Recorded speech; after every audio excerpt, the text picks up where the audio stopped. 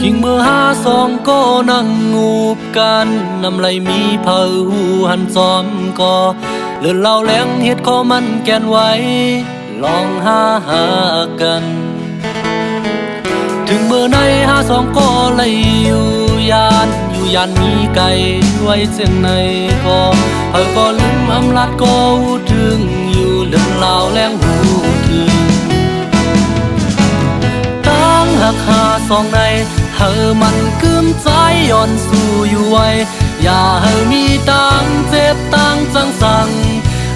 ยืนยาวสุดโจตั้งหัก52ในอำต่อหลัดความมอนเมื่อหลัดสั่งไว้ถึงเมื่อเร็วในเมื่อจังเมื่อลืมเมื่อยานลาดว่ามอนเมื่อว่าปองสั่ง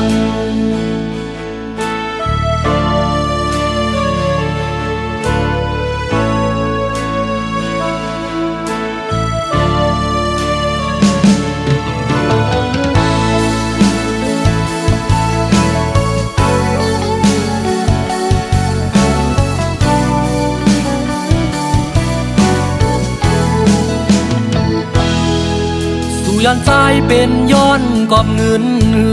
มองลาดมาปันใจหูแลสู่เด็ดแดบตัดเจิงมาก่อมจอมสีสังสู่ยันใจเป็นย้อนกอบคำตอบลาดมาปันใจหูแลสู่เด็ดแดบตัดจังกว่าก็ที่วางขวางไปเดยอมเป็นภายซุ่มสั่งว่าเมื่อน้องเดมนเสือตาปุ่นเมื่อใจไหลตกน้ำตาก็เดยินไว้บานย้อนหักแห้งหน้าแลอำต่อหลัดความมอนมองไปอยู่มองอยู่ถึงวันเมื่อน้องขึ้นหูถึงเส้นไหวปอกขึ้นมา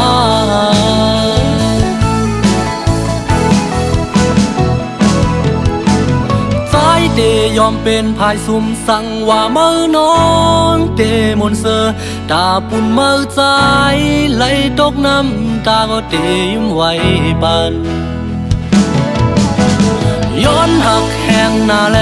อำต่อหลัดความมอนมองไปอยู่มองอยู่ถึงวันเมื่อน้องขึ้นหูถึงเส้นไหวปอกขึ้นมา